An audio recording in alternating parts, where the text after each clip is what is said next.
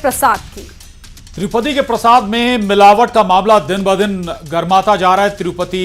तिरुमाला तिरुपति देवस्थानम देवालय की पवित्रता बहाल करने के लिए मंदिर का शुद्धिकरण किया गया। इसके लिए सुबह 6 बजे से ही शांति होमम और वास्तु पूजा की गई। मुख्य रूप से महाशांति होमम शुद्धिकरण के लिए किया जाता है। प्रसाद में शुद्धता को लेकर अब मंदिर समितियां भी अलर्ट हैं। एमपी के उज्जैन में महाकाल मंदिर समिति की ओर से प्रसाद में शुद्धता का पूरा ध्यान रखा जा रहा है। इसको लेकर मंदिर समिति नजर बनाए हुए है। तो वहीं लखनऊ के मनकामेश्वर मंदिर में भी बाजार से खरीदा हुआ प्रसाद बैन कर दिया गया है। और तिरुपति लड्डू विवाद के बाद मनकामेश्वर मंदिर की महंत दिव्यगिरी ने बाहर से लाए गए प्रसाद को मंदिर में चढ़ाने पर रोक लगा दी है। महंत दिव्यगिरी ने सूचना जारी कर कहा कि भक्त अपने घरों से बनाया प्रसाद या सूखे मेवे ही गर्भगृह में चढ़ाने के लिए पुजारी को दे। यह व्यवस्था आज से ही लागू कर दी गई है।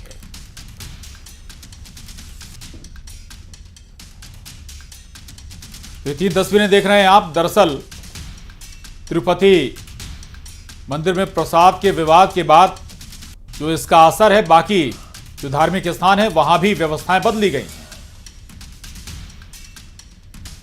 जी, आंध्र प्रदेश के तिरुपति मंदिर में मिले हुए मिलावटी प्रसाद के मामले को लेकर आज हम लोगों ने एक नई पहल करी है कि चूंकि मुझे लगता है कि हर खाद्य सामग्री में कहीं ना कहीं किसी न किसी प्रकार की मिलावट अवश्य होती है और इस भ्रष्टाचार को निरंतर ही हम लोग जो कम करने की कोशिश करते हैं वो बढ़ता ही रहता है।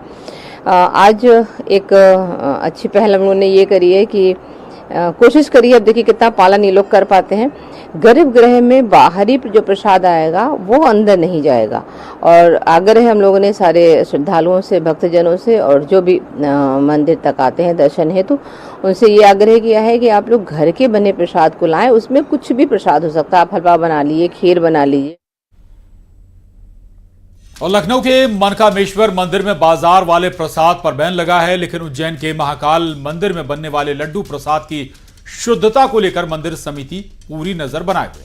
महाकाल मंदिर का लड्डू प्रसाद देश ही नहीं बल्कि विदेश में भी प्रसिद्ध है। ऐसे में मंदिर समिति प्रसाद की शुद्धता बनाए रखने के लिए सामग्री की शुद्धता का पूरा ध्यान रख रही है। यही वजह है कि बाबा महाकाल के लड्डू प्रसाद को शुद्धता को लेकर कई सर्टिफिकेट भी अभी तक मिल चुके हैं।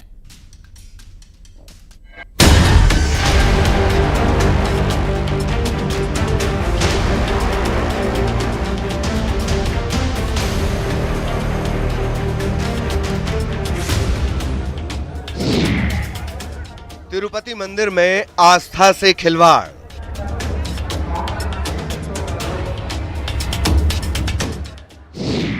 शहर शहर मंदिर के प्रसाद पर सवाल।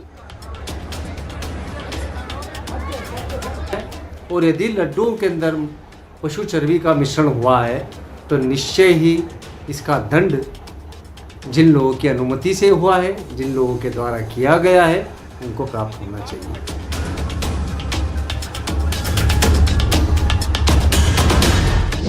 कितना शुद्ध है बाबा का लड्डू प्रसाद।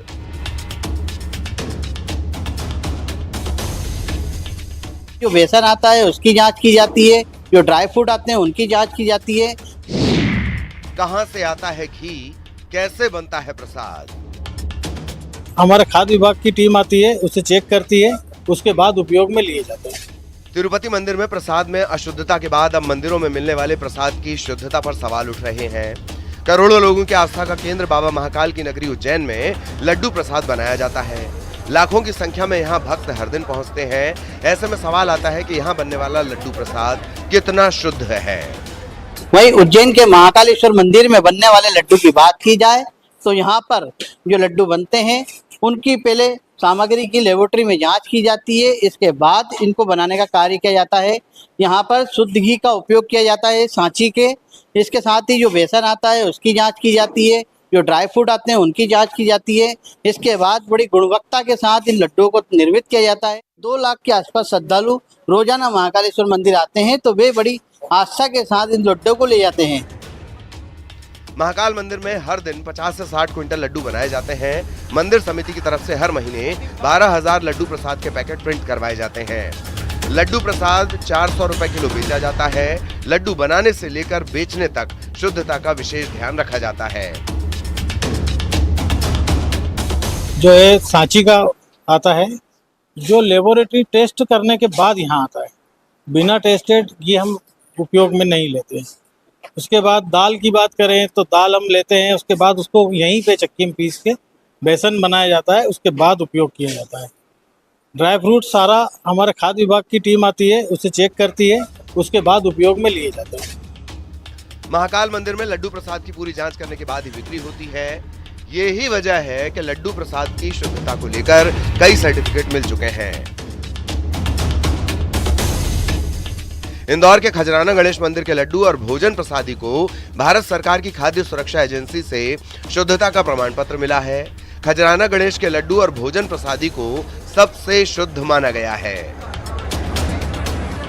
उज्जैन से अजय पटवा, इंदौर से मिथिलेश गुप्ता, न्यूज़ 18।